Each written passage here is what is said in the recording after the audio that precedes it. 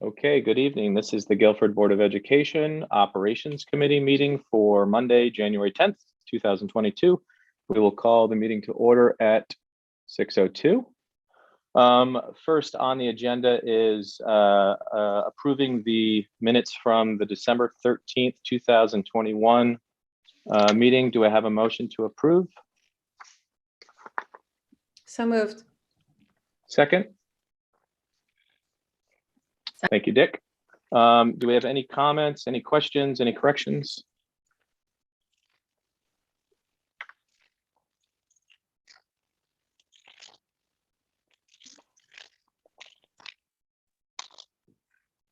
Nobody? Okay, with that being said then, all in favor of accepting the minutes? Aye. I don't know how this works. I am not part of the committee, but ran that meeting, so it's an aye from me. Okay, very good. That's it looks like it's an aye from everyone on the board on the committee. Next up is 2.2. This is the December 20th, 2021 joint meeting of the Board of Ed and Board of Finance. Do I have a motion to approve those meeting minutes? So moved.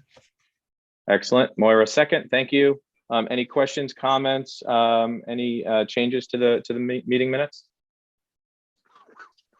Mr. Deventor, a very minor edit on page 2, under number 5, and then number 1. I believe it's Esser, E-S-S-E-R. That's correct. With regards to the funding. Very good. Thank you, Dr. Balistraci. Any others? Okay, we will move along then. All in favor of accepting those minutes? Aye. Aye. All right, very good. Moving right along, review standing building committee minutes. Any comments regarding the standing building minutes? Katie, these don't have to be approved, correct? These are just review only? That's correct. It's just an opportunity for this board to comment or note anything or have a discussion if any member chooses to. Very good. Does anybody have any questions, comments regarding the standing building committee minutes from December 7th, 2021? Janet, looks like you were in attendance. Okay, we're going to move right along then. All right, so Ms. Peck, you are our reviewer for the month for December 2021. The floor is yours if you'd like to share the financial reviews. All right, hi everybody. Okay. So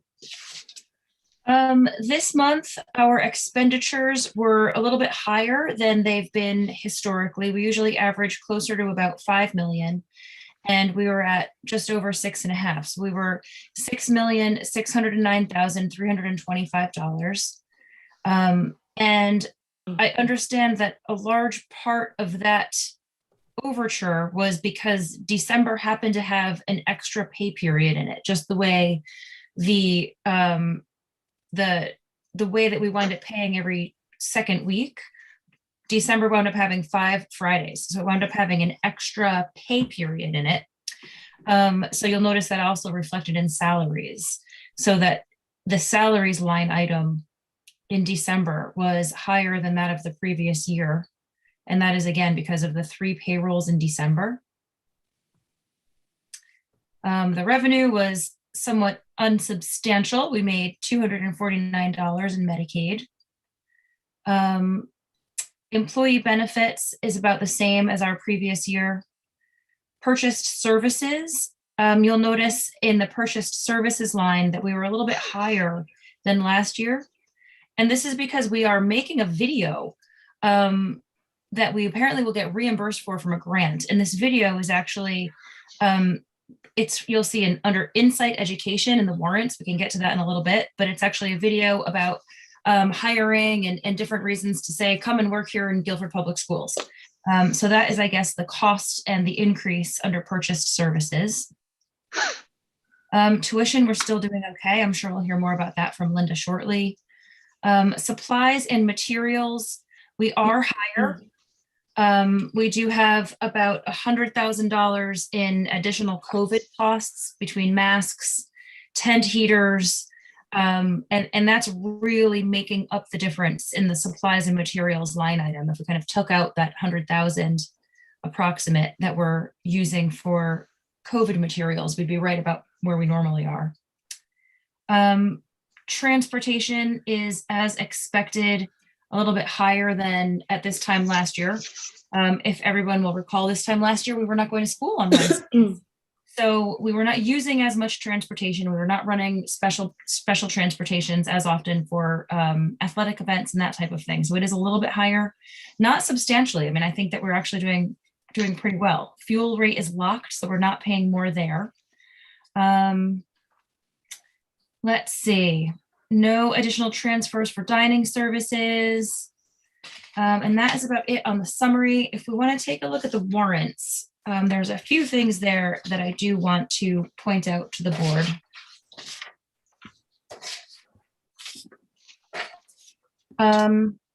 Okay. The very first line item is about $3,000 that we paid to A&W Sanitation. That was a one-time payment, so we do not expect to see that again. That was for burying a wire. And then moving down to the ACES line item, I just wanted to point this out to the board. You'll notice that we've got two different line items for $68,000 and $65,000 for 7 contracted services each. And those are for behavioral services for folks who actually come and work with our students at the Guilford Public Schools. So that's a little bit different than a lot of the outpatient and the outplacements that we wind up having through ACES. Page 2, I didn't see anything overly interesting that was jumping out at me. Page 3, I wanted to point out the Branford Board of Education, $102,000 for adult education.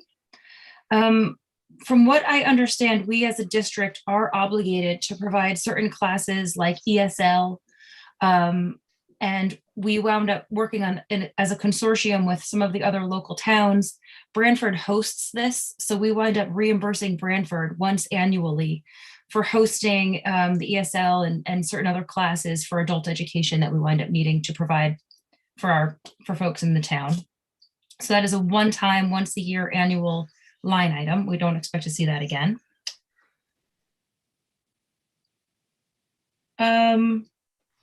Okay, moving down, you'll notice at the very bottom of page 3, there's a $42,000 payment to Connecticut Center for School Change. And I thought this was really interesting. It's a program that I understand Dr. Freeman has elected to join, that's specifically dedicated to learning recovery based on the pandemic. So Dr. Freeman, I don't know if you want to add anything to that. I thought that sounded pretty exciting, that we've got a group of other superintendents who are specifically focused on recovering some of the loss that we've had for these kids over the pandemic. Yeah, I'm happy to comment. It's actually broader than just the superintendents. Each district that's participating, there's 6 or 8 districts statewide participating. Guilford was specifically invited to be one of these districts that's participating. We bring a team that is working on this collaboratively. So Dr. Crystal is participating, as well as myself, as well as Ms. Chaff and Mrs. Ryan, Mr. Reven from the high school, Ms. Han from Melissa Jones, Mr. Sanziano has participated in meetings. And so we're working collaboratively around the idea of accelerating learning. So every time that we have talked with you about our approach to accelerating through and out of this pandemic, we're collaborating with other districts that have taken a similar approach. We're being supported by the center, who have now rebranded. They are now Partners for Educational Leadership, but it's the same group. And we're continuing to work collaboratively with them to shape our own work. Particularly excited that we have fallen into a partnership with Mansfield Public Schools specifically. There's a number of other districts from around the state, some larger, some smaller, and the Mansfield team was working very much on some of the same topics that we were addressing. So yes, and that is funded through ESSER dollars. So while you see it as an expenditure here, that is an expense that is being funded by some of the ESSER dollars that we received. Great, thank you very much. Thank you. Okay, moving on to page 4. I just wanted to point out that throughout this warrant, and you'll see it here on page 4, we see a number of different bus services listed. So we've got coordinated transportation, we've got curtain, and you'll see a few more throughout the warrant. And I understand that for anything other than our regular school routes, we actually shop for the best rates possible through many different bus companies. I thought we actually just used 2, but we use a lot. So I thought that was great that we're at least still actively trying to find the best prices. And that's for taking kids to different magnet schools. I assume that's probably for athletic events and kind of any other specialty routes that we wind up running. Not so much the athletic routes, but very much the tuition placements. We bid out all of the tuition placement runs that we participate in, and those go to the best bidders. Okay, great. Thank you. On page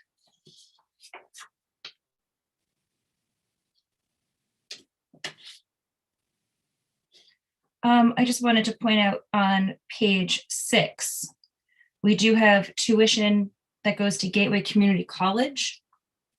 And from what I understand, that is because we are obligated to provide services for certain students on ed plans through 22 years old now.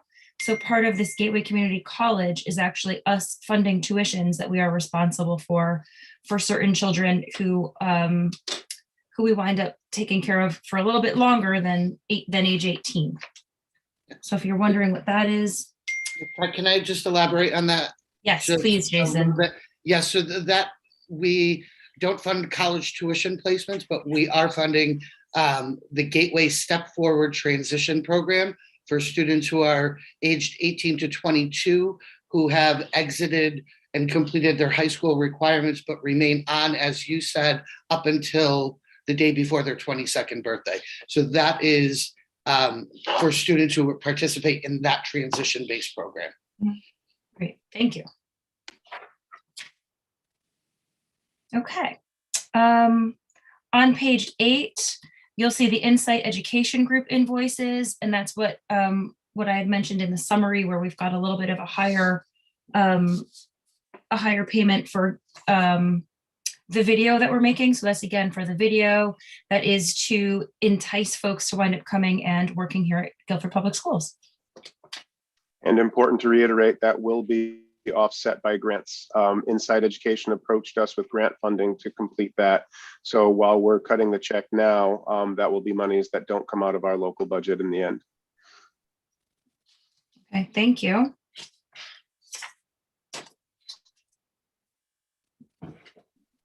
Kristen, were there any other comments on the warrants? That was about the summary of mine. I'm just looking back here at page 13, 14. Does anyone have anything else noteworthy on the warrant that they'd like to bring up? Yeah, I'll start off. I have a couple that I want to just get some more information on. The first one was Granite Telecommunications. It's November phones and December phones. This number looks higher than normal, but maybe I'm just way off, or I don't recognize the name. Is it a new vendor? Yes, it is a new vendor. It actually is going to be a discount off of our current phone, our previous phone bills. So our phones will now still be with Frontier, but we will be billed at a discount rate through Granite Group, and they will manage the phones going forward. So it'll save us, it's supposed to be about $800 a month over our previous phone bills. Yeah, I'm glad I asked. Okay, and then I also have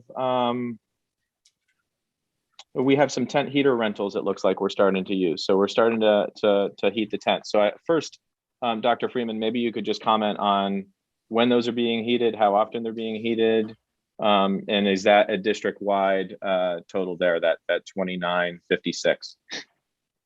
Yeah, so I'll have to defer to Cliff and Linda on the billing component, but the tents remain in place. We brought the tents in last year as we reopened for the first time into the pandemic.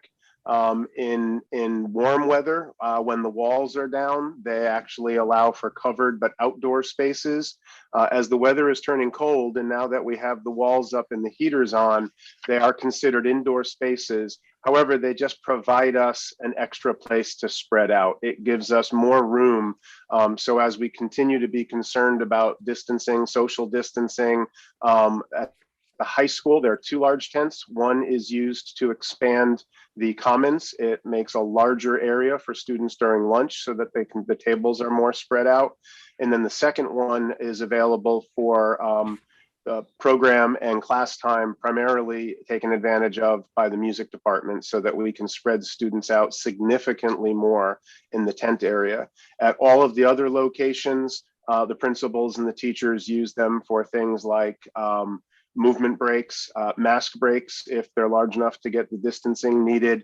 And again, just an opportunity to get the students into a more spaced out location that doesn't have desks and furniture in it. We have a tent at all the locations with the exception of Cox School.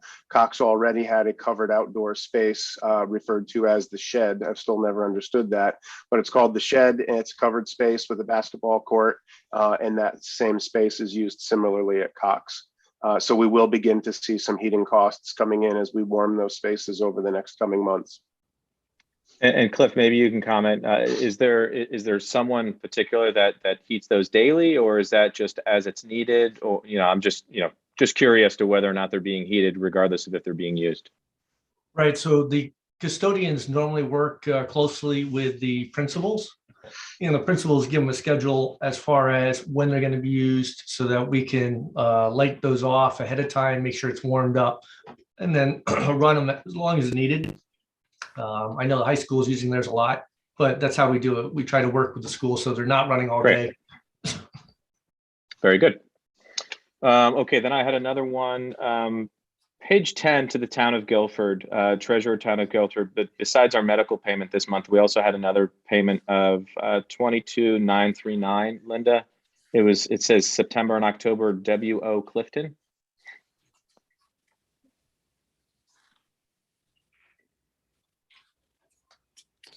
Oh, yes. So it's September and October work orders. So it's work that Public Works did on our on our vehicles. And then Clifton is the auditor. It's Bloom Shapiro's new name is Clifton Larson. Okay, so this is almost like there's a lumped bill with multiple items in it. It's got some work orders and it's also got a payment to Clifton. Okay. Yes. The town pays the full bill for the audit and then they bill us for a portion of it. Gotcha. Okay. That's all I had. Does anybody else have any questions, comments on the warrants or the financial reports? Maura? Just really quickly, and maybe it's something I haven't noticed in the past, but Southeastern Employment Services, we have several line items for tuition for October and November. Is this employment training, or I'm just trying to understand what that might be? Sure, I'll take that. So we provide, as I mentioned earlier, transition-based services for students who are 18 to 22. Some of the students' IEP programs require them to have work experience.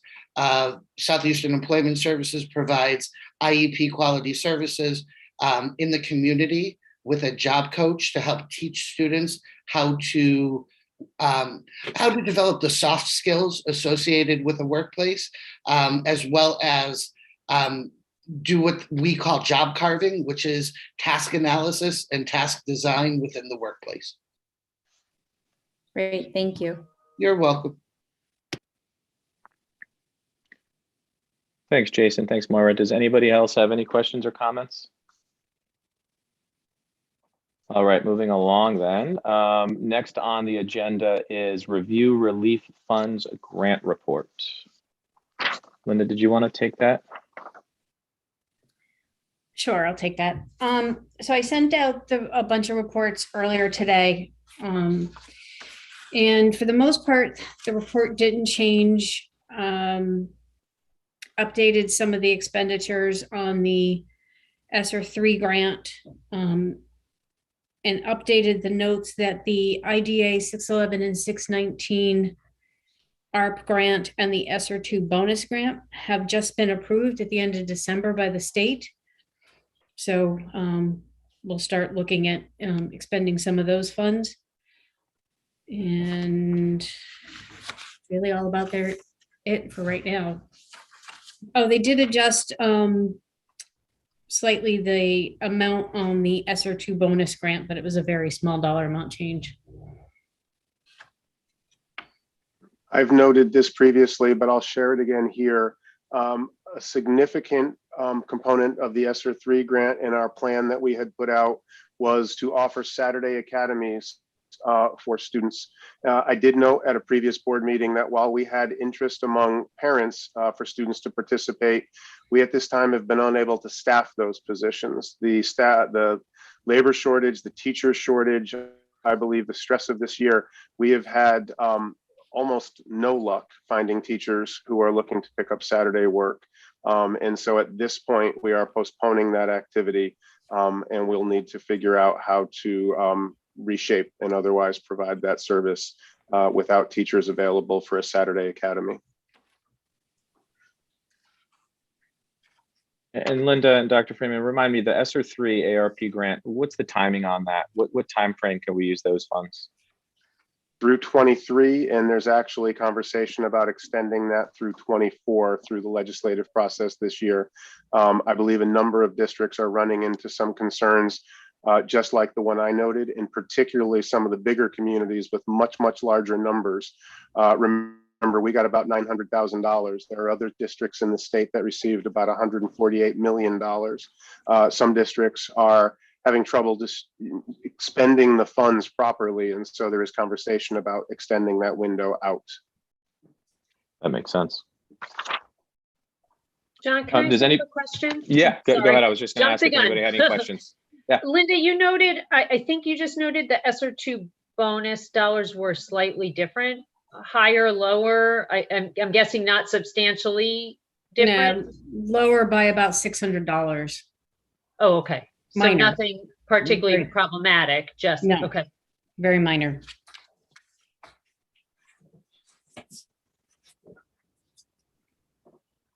Anybody else have any questions regarding the relief funds, the grants? Okay, then moving on. We'll move to the review of the proposed pre-K tuition increase.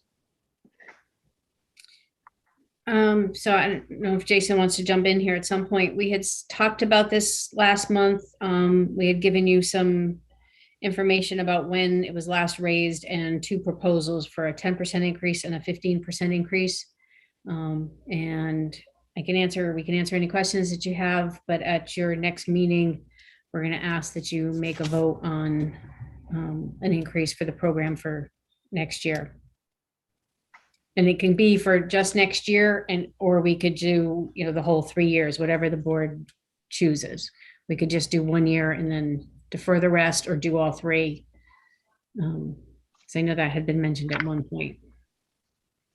And just when we consider the 10 or the 15% raise, where are we compared to neighboring districts? Where are we compared to our local private pre-K centers? Should we, we have two options on the table that the board's going to be, deciding here. So should we be leaning, towards that 15, or should there be consideration for the 10? I believe you were sent along with the two proposals, a comparison of other districts, and where we fall compared to some of them. If you look at, Madison's right now, their full day program is $7,200 and their half day is $4,500. Our current full day is $5,445 and our half day is $2,498. So we're lower than Madison. Even with the raise, we're significantly lower. Yes. Branford has theirs is funded through other grants, so their program we didn't put on here. If you look at Avon, they only have a full day program and they're just under $7,000. And regarding those grants that Branford gets, are those grants that could be considered, Guilford being eligible for, or no? No, it's based on their free and reduced population. Okay. I believe mainly. That's correct. We would be more comparable to Madison than Branford under that measure. Right. Mr. Delaventura, the only thing I would add is that even with the 15% in my comparison and analysis, we would still be below many of our Dirt B partners. Yeah, it seems that way. Thank you, Jason. And safe to say that we'd be significantly below private as well. May I just ask a clarification or just a confirmation, because so many of the Derby tuition comparisons note half days, 3-day programs that are half days, 3 days a week or 4 days a week. Ours is 5 or 4. Our program is a 5-day-a-week program for That's all. what I thought. Yeah. Thanks, Jason. You're welcome. With full day and half day points, price points.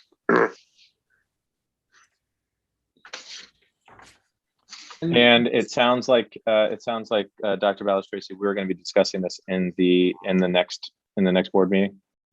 I believe we have to vote on it, or it is brought to us as a potential vote, a receive item to vote on. I do think it may, well, I was going to say, I think it makes sense to decide if we want to bring forward a recommendation for the 10 or the 15, and then the board would have one clean recommendation to act on rather than making the decision. And I'm comfortable suggesting that we are comfortable with the 15% increase over all 3 years, but would certainly understand if the board wanted to do something different. I see a lot of head shaking, and I agree with you, Dr. Freeman. I think we're all in agreement with that. But if anybody has any questions, comments, or wants to discuss this further, Dick. For how long have we had these rates? These rates were raised, it hadn't been raised for a while, and then we raised them in 2019, and we went 10% up from where we were in 2019, then up again 10%, and then 10% again this year. So we have been raising 10% each of the 3 years. We're at the end of a 3-year vote like the one that I just recommended. So I asked the question just to gauge what the shock value might be to people who are now facing another increase. Sounds like we've got an annual increase that's now a tradition. So I mean, we could go 10% the first year, 5% the second, the third, just keep it the way it is. I'm just brainstorming in terms of worrying about impact. I'm not, we're certainly not gouging anybody with the prices. So that's the most mediating thing I can say about not going to 15%, but I don't have a view on that. Does it make any sense to worry about this? We could also make a more conservative decision for 1 year only, and then see where the pandemic plays out, see where the economy plays out, and remember there's possible legislation moving federally to provide for universal preschool services in some way. We don't know what that would look like. That makes sense, because if we go 10 or even 15% now, it doesn't preclude something else the second and third year. It's silly for us to lock ourselves in for 3 years now, given that we've got almost an annual increase of at least 10% over the last 3 years. Dr. Balistraci. A couple of questions, if I may, and I think I know these, but I just want to confirm. How long is a half day and how long is a full day? So it is 3.5 hours or 6 hours. Okay, thank you. They follow the elementary school schedule. Okay, thank you. Second question is, do we offer any kind of scholarship or pay scale? I know this is a popular program, but I would hate to be admitting only those who can pay. And so just wondering how we deal with our typical students in this program based on this tuition amount. Right, so the tuition is solely for typical students who are participating. We offer a free program for our special education students. These students enter into the pre-K program as what we refer to as typical peers and receive pre-K services. At the end of January, which is coming up quicker than I would hope, we conduct a lottery. And so a lottery, an anonymous lottery is done. We pick names based on that lottery. We offer that slot and give parents the right to accept or refuse. 99% of the time, parents are accepting. I do have requests currently for what will the tuition be for next year. So as soon as we make a decision on, we can start, informing families in the community. But Jason, our typical peers are paying full price. Full price, correct. And Jason, what's the end? How many typical peers do we enroll per year? What's the number of families we're discussing in this conversation? Sure. Generally, we're at about 40 students for the entire pre-K program, and we offer a 51% 50 split. So 50%, 51-49, I apologize. 49% special education, 51% regular education students. So we're generally at about 20 or 21 typical peers for the program. So we're talking about tuition for 21 students about. So those 21 slots, right, are made available. We accept any applications and it's done through lottery. So the reason that we're really not offering scholarship or reduced funding is because of the small size of the number of opportunities we're discussing here. And we're also so significantly below private pre-K programs that parents are anxious to get their students into our programs. All right, thank you. Thank you. I just have to say, I'm glad it's being discussed. I'm glad we're trying to take a thoughtful approach here, but it's hard to think of raising the price on parents right now. We're just coming through a pandemic and all I hear in the news is inflation's through the roof and we're kind of hitting this financial crisis. So I don't know, this one's not sitting as well with me. At least I just hope we can be very thoughtful in how we plan it out and message it to families, because after what we've just been through through this fall, what we've seen in the community here in Guilford, I just think people are very tired and very fatigued, and we have to be considerate of that. These are all great comments. Maura, do you have a comment? I had Katie's question about the opportunity for scholarship if a family couldn't afford, if they've got the spot, but really had to decline because of the cost. I hate the idea of that. I realize it's a competitive program to get into, but then I acknowledge the fact in doing the research of the other programs that we are well below. And to what Christy said, we have raised it the past 2 years, 10%. And so maybe this isn't, I think there should be an increase. I just think there should be an increase just to keep with the rate of inflation that we're all seeing with the cost of services and teachers and materials and supplies. And the big thing that I keep thinking about is not that it will really make a dent, but in anticipation of our budget this year, we're going to have a big number there. So I agree with you, Christy. I don't want to hit people twice, because if this budget goes through, it's going to mean tax increases for everybody in Guilford. So maybe we take a more conservative thing, but I don't think we should not do anything, because I also think the services we're going to provide are going to cost us more. That's kind of playing both sides of it, but that's just kind of where I land on it. Jen, sorry. No, that's okay. I am going to echo what Christy said. Maybe it's something where we can do a smaller increase the first year, a little bit bigger increase the second year, and then a little bit bigger increase for the third year. The first year to account for the rate of inflation, and then, like I said, a bigger bump the second 2 years. And my question may not be the appropriate forum, but the pre-K program, I believe, was created for the special ed program. Is that correct? So I'm wondering, okay, so I'm wondering why we have more typical kids than special ed kids.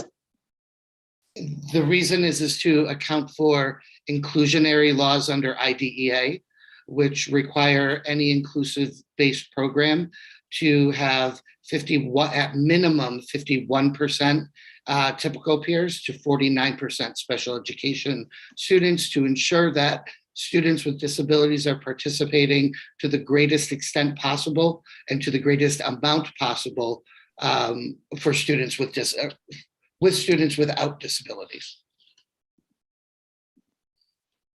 Hope that answers that. Thanks, Jennifer. Kristen, I think I saw your hand raised. Do you have a question or comment? Yeah, I'm just wondering if other DERG-B schools run the same type of program where it's, 51 and 49, or if they have a more traditional, is this what most schools do for pre-K? I think it's very common within our DERG. Yes, so there are other districts around the state that may run universal preschool. They offer preschool for all 4-year-olds, for all 3-year-olds in the community. We offer it, quite honestly, because it is a mandate that we offer it for students with special needs. And then we create the seats for typical peers to create that environment where they are not in a setting where they're with all students who have special needs, but they're in a setting that is inclusive, the 51 to 49% that we talked about. So not at all unusual.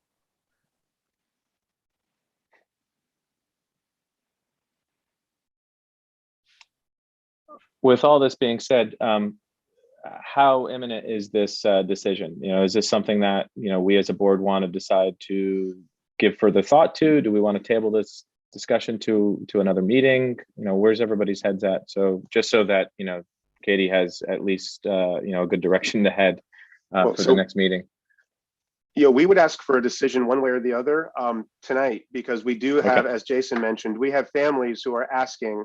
So whether we decide no increase, or whether we decide 1 year at 5 or 10, or whether we move forward with something more complete, we would like to have some sort of decision at least on next year, so that we could begin advertising and asking parents who are interested in the program. We could certainly agree no increase for next year, and then have more conversations about this over the next 6-8 months, and have another proposal for you next year moving forward. So we could make a 1-year decision at 0, 5, 10, and then we could talk more completely about a 3-year program proposal moving forward. But that way we'd be able to communicate a number out to parents, and people could start planning for next year. Linda? Oh, I'm sorry, John. Sorry. I just want to say that, and Jason can correct me if I'm wrong, all the parents that have been involved or have expressed interest in this program have been notified of a potential increase. And I believe that the notification said that the increase could go up to 15%, but no more than 15%. And we were kind of figuring that that was going to be in the range. So all the parents have already been alerted to a possible or to a potential increase for the coming year. Just if that helps in your decision at all. And I'm sorry, John, may I? Yeah, certainly. Hopefully we could land somewhere in this meeting, so that we can go right into the rationale / goal here, it sounds like, is that we have a program that for which there is opportunity for some revenue to support the program. I imagine Guilford Public Schools is supporting the remainder of the program. And because we know, I sound like I'm stating something and I'm really asking for confirmation. And because we know that a number of other districts in our DERG are offering similar programs for a lesser expense, that there's an opportunity here to support the program to a greater extent with some increase in tuition. Is that fair? Yes, and we're not looking to break even or make a profit, right? We're not looking to cover the cost of the program with the tuition students. But since we have such a limited resource, and since the resource is so popular and coveted, and since we are below, it just makes sense to try to offset some more of the costs with some reasonable increase. And that was the logic 3 years ago when we moved in this direction. It remains the logic tonight, although all of the other comments make sense and have, are valid comments. And so again, I'm thinking that maybe we make a 1-year decision. Yeah, I agree. Have more time to discuss it. So it would just be then falling on a dollar figure or a percent that we think would make sense for a motion at your next meeting. So then what I was going to say doesn't make a lot of sense, but maybe I'll say it anyway. I was leaning towards a 10% over the 3 years rather than a 15%. 15% just sounds like a lot to increase anything over time. But I appreciate if my colleagues, want to consider just a 1 year, as Dr. Green was suggesting, and if they want to consider something different than 10%. I like 10. I like 10%, and I like. I think it's thoughtful if we just approach this on a year-by-year basis, at least for the interim, and say a 1 year 10% increase. Yeah, I've been persuaded by Moira and Christy, and given that Paul has said we could go to 0, the marginal cost to us is pretty small, and symbolically, it seems to me that if we just did this for 1 year and said 0, contextually, us all knowing that we're going to revisit this in a hopefully slightly better situation next year, where we could go to 10 or 15, we may end up over 3 years pretty much where we would have ended up anyway. So I guess I'll go for anything at the moment, but I would be more moved towards 5 for inflation, although I can live with 0 as well. Moira, Sorry about you're that. on mute. That's okay.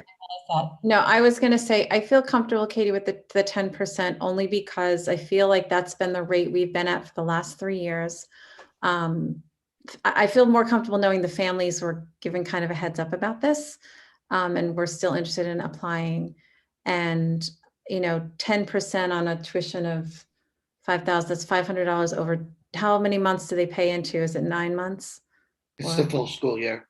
Yeah, so it's broken out, it's probably, it's not going to be a significant number every month. And I just think I worry about doing 0% for like one set of families, and the family that went the year before or the year after is going to be like, well, wait a second. I just think if we stay with the precedent, this is again, my opinion, but I just think maybe we just stay with that 10% for this year. I like reviewing it next year. Maybe everyone will be in a better financial position next year. We can only hope. But I just worry about doing 0% and then trying to eke our way back to being where we should be. It would be a lot of catch up, and I would not want to hit like a family next year with 15% when we did nothing this year. So that's just trying to be equitable in the community too. Noel, I see your hand raised. Yeah, I agree with Moira. I would rather go up steadily over a period of time than, I know 10% is not a small amount, but it's certainly not a lot. I'd rather go up steadily and predictably over a period of time than try to jump it up next year or the following year, 10, 15 or 20%. That's a big jump. So then maybe I'm not understanding fully, but is there a reason why we couldn't do a 5% increase this year and then is it supposed to be 10% every year we're proposing? I thought it was a 3-year period. At the end of 3 years, we're going to have gone up 15% potentially. Or was this just for this year we were considering an increase? We could consider a 3-year pattern or just focus on 1 year. I think the one thing that we can agree on so far is that we want to approach this on just this year, just this coming year. So gotcha. I think with that being said, it sounds like we have a 5% increase on the table. We have a 0% increase and a 10% increase. I don't think this needs to come to a committee vote, but I would certainly be comfortable, raising my hand for 10%. Well, we might as well find out where we belong now, because we have to recommend. It would be silly. We're all here. It would be waste of time to have the debate all over again. So we have some, we have 3 alternatives. I propose that we just simply decide right now so we can recommend to ourselves in the next I meeting. think that's a good approach, Dick. With that said, it sounds like we have a 0% increase for a year. Does anybody agree to that? Okay, 5%. We have one hand raised, two hands raised. Well, I'm not on this committee. Can I still vote? Yeah. Sure. I think we're just taking a sense of the board right Yeah, now. just a sense of the board, and then 10%. It sounds like 10% is the majority, Katie. Yeah, that's fine. I can be flexible, but yes, it sounds like that's where we're heading. Okay. For 1 year, and then we will For 1 year. schedule a lengthier conversation for all of you before we bring a recommendation forward next time. And I'm just going to ask Jason and Linda to help me remember that and schedule that conversation before we get into the budget time frame next year. And I will just say, I think it's very helpful to have time to have an in-depth conversation. When we have this vote at the regular meeting, I will ask for a motion and a second, but there will be an opportunity for discussion. And I certainly welcome people to make some comments then, right? Not everyone will view this meeting as well as the next meeting. And so communicating the thought that went into this is never a bad thing to our community. Okay, very good. Then moving along, because I promised Dr. Freeman we'd wrap this up early. Item number 5 on the agenda is review town wellness program Slim Nation participation. That's a Linda's mouthful. got this one. Hi, so this started actually through the police chief, who recommended to the town that they participate or they offer this program to employees. So it's a wellness program run by a gentleman in Madison named Rob Nevins, and his program is called Slim Nation. And so in talking about this, they thought that it would be a good thing to use some wellness funds from Anthem. Well, that ended up getting changed into using funds from the medical trust. So the town, Joe Spurgeon, myself, Jason Bowden, a few other people met to discuss this program, and we all thought it was a great idea to offer something to the employees. We had decided on this program. The town negotiated a price for a 6-month program. The gentleman agreed to, if employees wanted to participate and they dropped out after a month, he wouldn't charge us for them. So it sounded like it was going to be a great deal. The program was presented to the selectmen, who decided that maybe we should look at other programs. And they also wanted to possibly have the employees contribute a little bit instead of using some of the money in the medical surplus for all of it, that have the employees contribute a little bit. And we are talking about offering this to all employees and their spouse, with the thinking that if the spouse is doing this and is healthy and well, then the employee is going to be healthy and well, and the employees will come to work. So that was kind of the thinking. So right now, my original intention when I put this on the agenda was to ask for your recommendation to yes, move forward with this, and to yes, use the medical funds. Except the selectmen have now put a little bit of a wrench into this, saying that they want us to look at other programs. So the selectmen is going to hear other proposals at their next meeting next Tuesday. And then it was going to go to the Board of Finance Tuesday night for their approval. I'm bringing it up. You have the option of either saying, yes, you think it's great that we should participate in something, or you could say, no, you want to wait and hear what is decided by the selectmen, and that means it would be pushed off to our meeting, to your meeting next month. Yeah, Linda, my thinking has changed on this too, particularly with the medical numbers, the way they're coming in, and the fact that we are likely going to be lobbying for some use of the surplus account to offset the cost increases this year. So I'd suggest that we table this. Let's see where the other 2 boards land, and let's see where we land with using the surplus for other more immediate needs. Not to suggest that I don't think that proactive wellness is a good way to control and bring down our costs over time. But I would have no problem tabling this and procrastinating a little bit to see where some other issues develop first. I think the head shakings agree with you. I really, you said it best, when we're considering using the medical surplus, maybe we should really give some consideration to just what other options there are. So does everybody agree we table this? Agreed. Okay. Great, thank you. Thank you. Item number 6, receive dining services reports. Janet, do you have a report for us? I do. Hopefully you all received a copy of it. And my monthly meal count comparison sheet. We had another good month, very good month. We actually exceeded last month's profit by an extra $5,000. So we actually made a little over $48,000 in December, which is brought us to the magic number of $108,500 basically year to date. Certainly hope to stay on this course. I still keep hearing, prices are going to go up. We haven't actually felt them yet, but I know I'm getting pricing at the end of this week, particularly on some of the paper products we buy. Any petroleum-based product is definitely going to increase at this point, but hopefully we can keep that, under control by purchasing properly.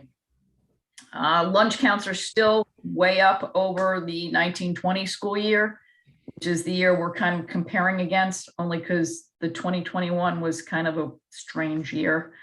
We're still about 475 breakfasts a day above that year and 500 lunch per day district-wide above the 1920 school year. So we are doing really well. And the goal is to stay on this path. Yeah, this is really great work, Janet. News. This is definitely great news compared to what we've heard over the last 24 months or so. This is huge. So any other supply chain issues as it pertains to outside of paper products, petroleum products, food related? Food is getting better. It's not as sketchy as it has been. It's funny, it kind of moves from vendor to vendor. We had issues getting bread this morning. We actually never got our bread today. And that was really a staffing issue because they're having, driver delivery issues. Just like everybody else, yeah. Just like everybody else. Paper, the same way. I was, like gritting my teeth and crossing my fingers over the break that we were going to get lunch trays because we had none when we left for the break. And luckily we got enough to last a couple of weeks. So, disaster diverted for now. It's literally, it's day by day. So all we can do is the best we can. I have some kind of supplies on reserve for emergency situations in case we do get into a sticky situation, because that would be terrible. But yeah, really it's kind of day by day. Well, you and your team are doing a great job. So thanks for a great report. Yeah, very proud of my team. And we were very short today, but we still pulled it off. Dr. Balistraci, I see your hand. Yeah, quick question. These are really large increases. Do we know what this is about? I'm sorry. I mean, I'm not questioning the wonderful job you're doing. But this is. We lost you, Katie. You got muted. Accidentally put yourself on mute. I muted myself. Sorry. So again, kudos to you, but I'm a statistician. I'm trying to understand why this jump in increase, and as a researcher, I always ask why. Okay, so my theory, doing this for the last 24 years, I think it's basically 3 different things. 1, lunch is free for everyone. Right. Okay, that's a huge benefit. Your first breakfast and your first lunch is free every day. That's a huge benefit. I just want to go further beyond that. Janet is doing a really good job communicating that. There are reminders up in the high school cafeteria reminding students on a daily basis that the first time you come through the line is free. Why not come through the line and have something to eat? And so, yes, that is a significant difference from anything that we've ever experienced before. I also think the meals have improved drastically over definitely last year and the prior year. I'm working hard at making a nutritious meal, but also an acceptable meal to students. The students that meals like the students that children, the meals that children like. I actually track the number of meals every single day, particularly with my manager at the high school, and we watch what's trending, and we, balance against the other options that we serve every day. And I write the menus based on that popularity. Can be a little tricky with supply chain issues right now, but we really do our best. And honestly, I think that because kids were at home and not eating, and now that they're back at school and back in the cafeteria and getting that social aspect, and gee, I can get a real meal that I can smell and see and choose. I think all three of those concepts it's just like this perfect storm for improving our programs. Well, Last year, oh, sorry. I was just going to remind everybody that last year was very limited choices, prepackaged in brown bags. They were grab and go lunches all of last year, served in the classrooms in many cases. And so it is very, very different this year. Very different. That's helpful because again, I knew they were free, and I knew they were free last year, but that's a good reminder of what we're looking at. That's so different. Okay. Thank you. And the kids have a lot of choices. Even at the elementary school, they have 5 options every day, so there's got something there that they're going to like. And we're trying to, capture that and make sure that there's something there for every student every day. Thank you, Janet. Linda, you had something. Yeah, I wanted to add that the reimbursement rate that we receive on each of these meals has increased. So that has added to the profit, which is how you give out a free meal and make money. So that reimbursement rate increase helped build that profit up. That's helpful too. Thank you so much. Whatever you're doing, Janet, keep going. That's the goal. That's the goal. Okay, moving on then. Received tuition report, item number 7. Jason or Linda, you want to take that? So I'll start. The report really is very minor different from last month. We are still showing that we are going to be under budget by $345,000. I had a placeholder for one outplacement for a potential magnet school that hasn't materialized. I took that off the report. So we're still doing very well with our projection for tuition, and I'll let Jason add in anything else. Thanks, Linda. The only thing I would add, folks, is as we know, this is a volatile line item. This is the report as of today. I can tell you that it will likely not be the same next month. There are a few things in the works right now, but we are still, as of today, in a very, very good position. Very good news, but there should be no chicken counting at this time. None. Sounds like a plan. Linda, item number 8, received health insurance reports. Okay, so I sent out the report. This is through November's claims. November's claims were lower than even what we saw this time last year. You never quite know whether it's a timing thing. I think you might see a bit more hit into December. I think there was a little bit of a lag at the end of November with claims being processed by Anthem. But overall, we're still trending pretty well with our claims. We have a little bit of an increase in what's being covered under the stop loss insurance. And our current projection is still over $6 million for a fund balance by June 30th of this year. This will be a big topic. I'm sorry, John. I know this will be a big topic in the next meeting, but the plan is to invite Joe Spurgeon to join us for that combined budget meeting with the Board of Finance that's coming up in the next week or two. It makes sense to have that conversation when we're together, since the medical impacts both the town budget and the school budget. That makes perfect sense. Thank you, Dr. Freeman.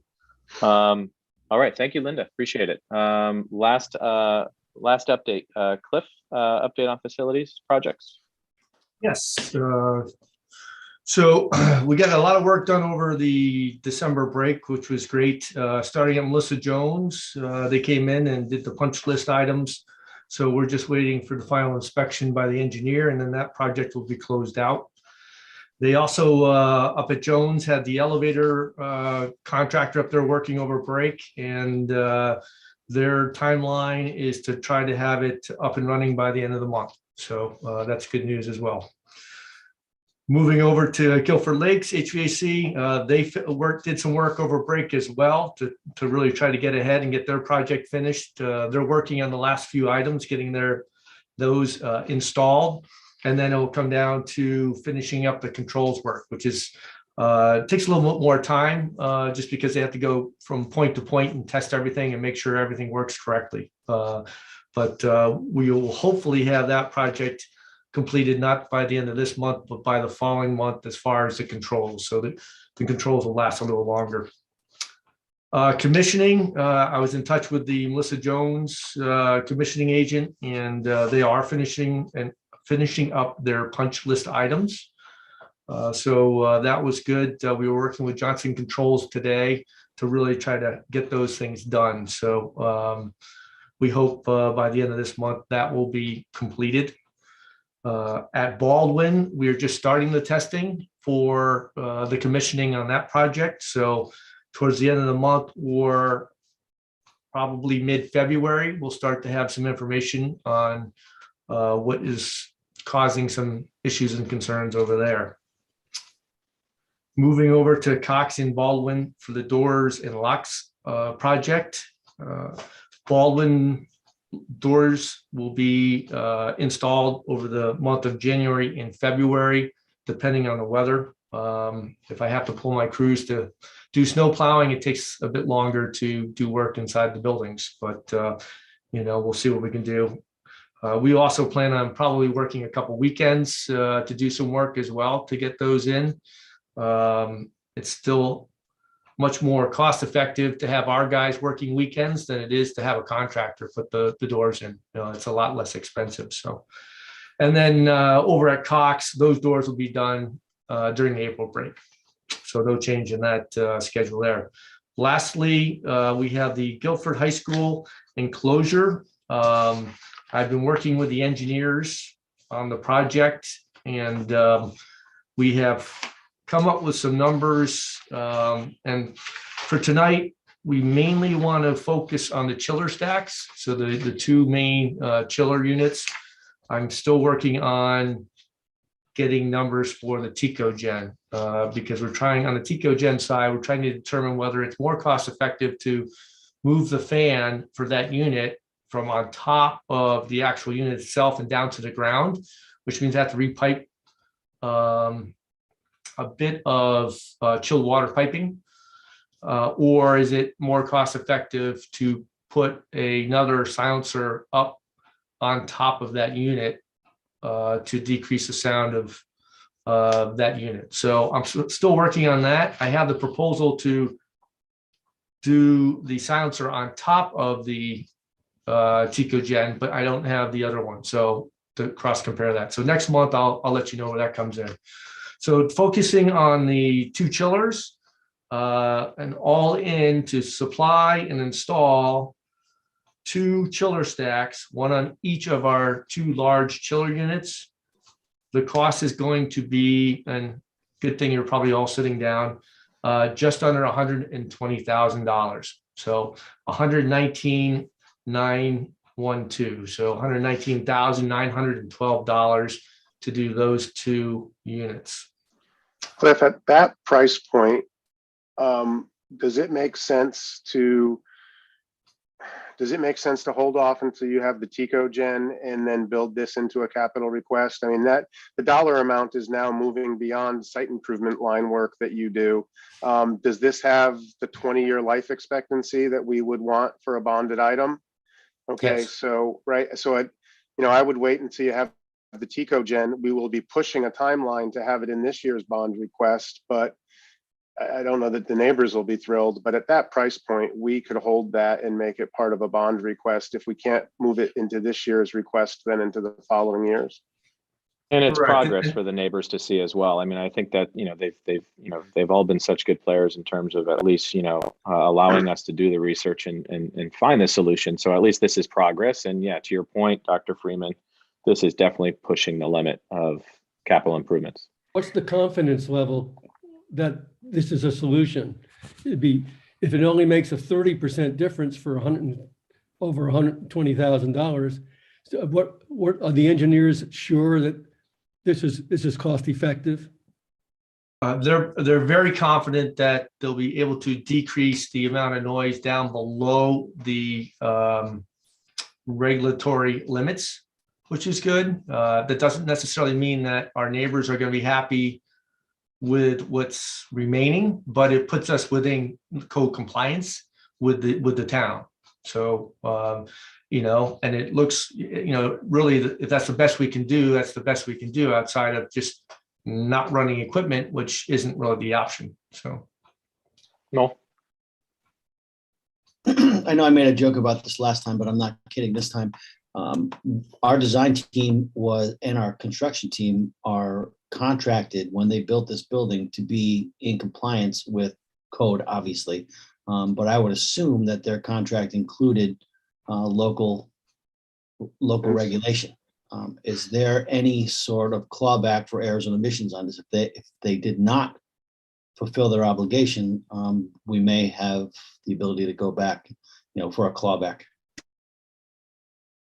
I would have to defer to the town's council on that. They'd have to do probably a little research. I can reach out to them and ask and get that information and let you know at the next meeting whether they think that it is feasible to go back after the engineers.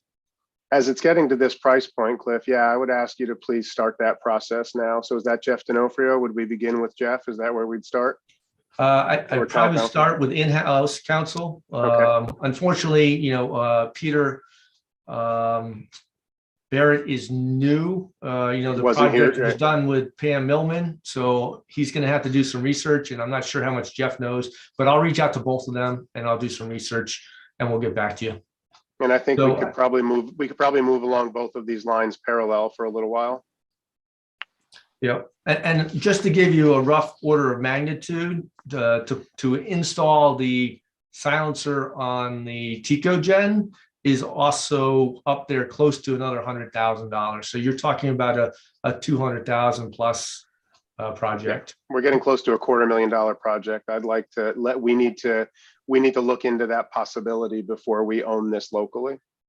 Yeah, it's going to be difficult to explain to the town that we just spent how many millions and millions of dollars on a school. And now we're going back out again for $250,000 worth of corrective work. That's going to raise some hackles for sure.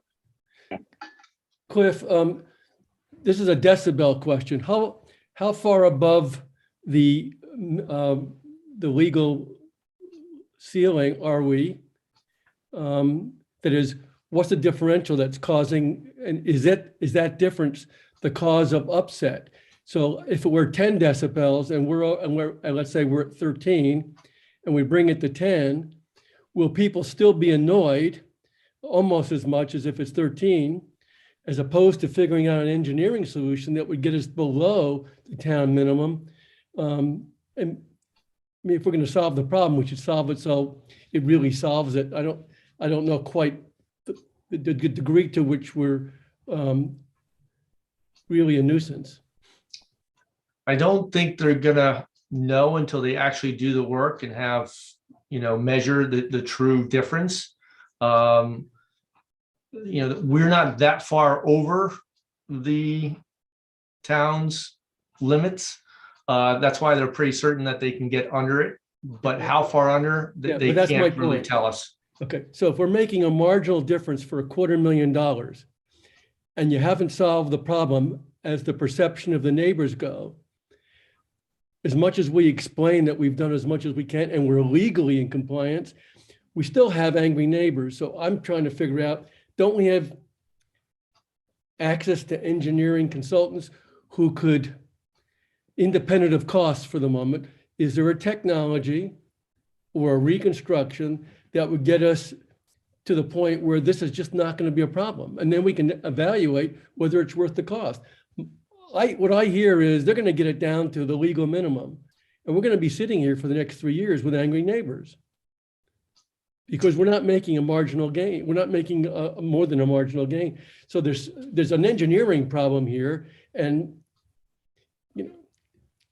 maybe we better get a hold of NASA engineers who are sending the telescope out, and there's got to be a solution. Everything my intuition says, and I've built hundreds of millions of dollars of buildings with this problem. There's just got to be somebody out there who can say, if you do this, you're going to lower the decibels by this. This is what the cost is going to be. How unfair am I being on that analysis? Well, we've already worked with probably about 3 different engineering firms. One's a sound engineer, and then the sound engineers brought in the engineers for the manufacturers. And then we brought in another kind of a third party engineer as well. So, we can also reach back out to Kohler Ronan, who worked on the project, and see if they can give us some additional input on how they think we can lower the decibels significantly. Now that the numbers, we've kind of gotten some harder numbers, it comes down to, how much does my chiller cost? I mean, if my chiller is $100,000, well, maybe I should replace the whole chiller. With a quieter chiller, years yes. old, but it's much quieter. Yep. So, and then I get another 20 years out of it. Right. So if we spend $200,000 to improve it marginally, but we spend $300,000 to improve it significantly and get more life, then yes. And so we need to, I hate to say it, slow down a little bit. We need to look into the legal opportunities, and we need to look into some bigger brainstorming around this. I never expected we were going to be at these dollar figures when we first brought this to you. So we're going to pull back a little bit and take some time to look more carefully at it. And surely the delay, when explained to the neighbors, if it had to be, they would certainly appreciate that this is not an issue of slowing things down to slow them down. We're trying to figure out the best solution, and money is no longer the question. Effectiveness is. And if they understood this conversation, I think they would be appreciative. And I reach out to them, on a regular basis. So, now that we've had this input and information, I'll reach out to them again in the next day or so to let them know where we stand, and that we are still looking at various options, due to the cost of what we're getting for quotes from, the companies that we've had come out here so far. So I'll keep them in the loop, because that will keep them not happy, but it will keep them understanding that we have not just, dropped the ball on this. And for $250,000, we may be able to put up an awful lot of plants. So there's other solutions. Mm-hmm. Thanks, Cliff. Anything else on your update? That was it. Thank you. Thank you. And Cliff, lastly, how is your team doing affected by COVID and subcontractors? Or are we slowing down any projects? Is it, we talk a lot about, staff and administration, but not a ton about, your team. So how is everybody doing on that end? Our in-house team, maintenance and custodial, are doing very well. We've been able to cover everything fully without any issues. It's gotten tight a couple of times, but we're able to do it. So we have gotten some feedback and kickback with contractors. So, the Guilford Lakes project had probably a week to 2 week delay due to the controls contractor losing several guys due to COVID. So, they do the best that they can to juggle, but once you lose 2 or 3 guys, as everyone knows, it gets very difficult, especially if you're running multiple projects. So they're trying to kind of recoup from what they lost in the last couple of weeks. So they were working hard with me today to try to get some of that caught up. So I have to give them credit in that sense. We've done a lot of yelling and screaming over the last couple of weeks, and just not by me, but by the mechanical contractor. And there's only so much you can do, when a company loses staff due to COVID. Sure. All right. Thanks, Cliff. Yep. Item number 10, communications. Does anybody have any communications for the committee? Very good. None. With that, item number 11, adjournment. Do we have a meeting to adjourn?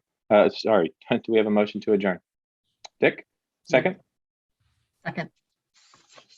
All in favor? Aye. Aye. Aye. Aye. Very good. See you all in a bit. There you go, Dr. Freeman. Thank you, John. Thank you, everyone.